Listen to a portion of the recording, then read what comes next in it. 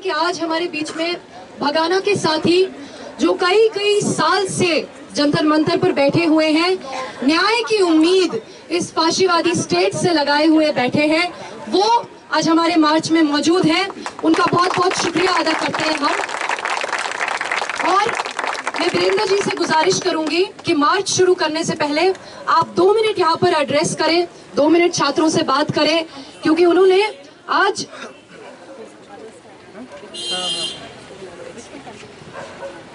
आज एक बहुत अहम बात कही एड ब्लॉक पर।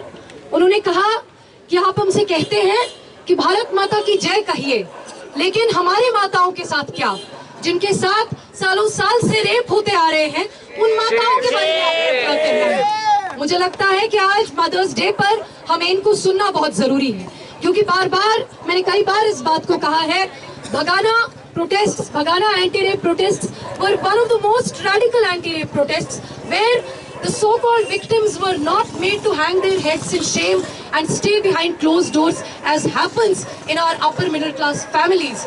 No, they were out on the streets, their families rallied behind them, they marched on the barricades, they clashed with the police, they asked for justice. They didn't hide their identities, they didn't hide their faces. हम लोग भगाना के आंदोलन को लाल सलाम और जय भीम करते हैं। और साथियों, आपको एक इन्फॉर्मेशन और देना चाहेंगे, क्योंकि वीरेंद्र जी के एड्रेस के बाद हम लोग सीधा मार्च शुरू करेंगे आज, क्योंकि व्हीलचेयर पर बैठी हुई हमारी grandmothers, they will lead the march. मैं आपसे गुजारिश करूंगी सभी साथियों से कि उनको आगे आगे रहने दें। और अनफॉर्चुनेटली क्योंकि हमारा इस तरफ का पाथ जो है it's not very wheelchair friendly, so we'll take a straight path from here to the ad block. और उसके बाद हम लोग HCU से आए हुए कुछ साथी, एक साथी जिनको खुद जेल जाना पड़ा था, अभी जब आप लोग जानते हैं 25 स्टूडेंट्स को जब अरेस्ट किया था, तो हमारे एक साथी रजत जिनको अरेस्ट किया गया था, वो हमारे बीच में आज मौजूद है, वो मार्च में शामिल है, वो एड्रेस करेंगे।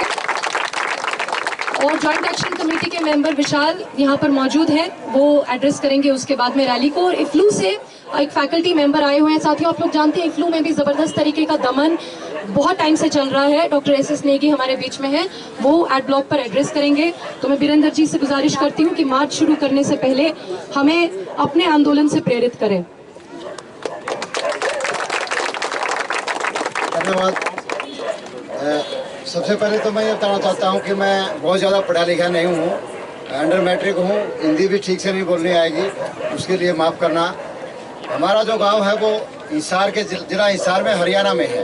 हम 21 मई 2012 से गांव से पलायन के बाद, बहिष्कार के बाद पलायन किया था। उसके बाद हिसार और दिल्ली के जंतर मंतर पर लड़ रहे हैं। यहाँ दिल्ली में काफ़ी जो है संगठनों ने हमारे को मदद किया है, इसमें JNU सबसे अग्रणी रहा है।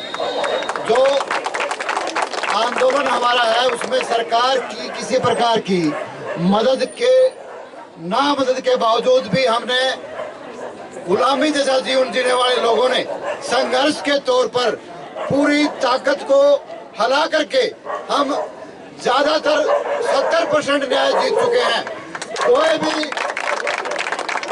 सच्चे मन से पूरे इत्मीनान से अगर संघर्ष किया जाए, कोई आंदोलन किया जाए, तो वो कभी भी व्यर्थ नहीं जाता। ये कन्फर्म बात है। अगर वो आंदोलन में केवल सच्चाई होनी चाहिए।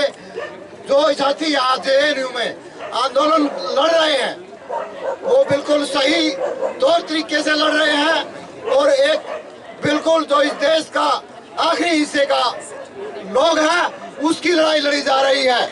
जो भारत माता की, गंगा माता की, गौ माता की, धरती माता की जो बात इस देश में लाई जा रही है, वो लोग उन लोगों की पीड़ाओं की, जो गांव के बिल्कुल आखिरी हिस्से में बसते हैं, दलित वर्ग से संबंधित हैं, भूमिहीन लोग हैं, बैकवर्ड क्लास के लोग हैं, इस देश में हर रोज उनकी माताओं के साथ रेप होता है।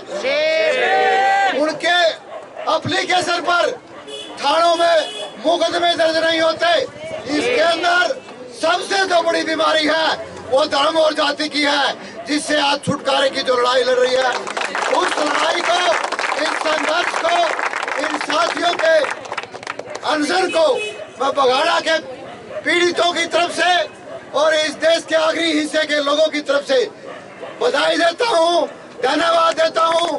कि हम इस लड़ाई को जीतेंगे और ये जो लोग धर्म के नाम पर दूसरी चीजों को हमारे देश के ऊपर थोक रहे हैं, उनको हरा करके हम अपनी जीत हासिल करके कम लेंगे। जय संघर्ष, जय भीम।